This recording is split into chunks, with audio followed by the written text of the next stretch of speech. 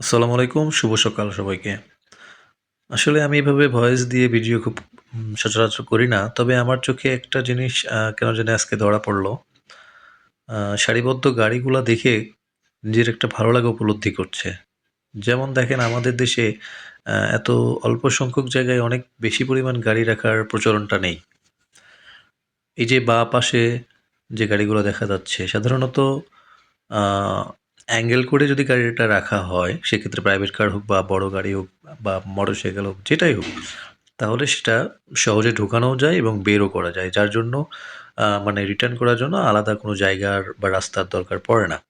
তো আমাদের দেশের এই কৃষ্টি বা এই কালচারটা নেই। এপাশটায় দেখেন যে সুন্দর করে মার্কিং করা আছে। গাড়িটা সুন্দর করে ঢুকতেছে এবং বেরোচ্ছে। যদিও এটা শৃঙ্খলতা পরিবেশ ফিরিয়ে নিয়ে আসতে আমাদের দেশে অনেক সময়ের দরকার আছে। বাট অল্প জায়গাটাতে অনেক বেশি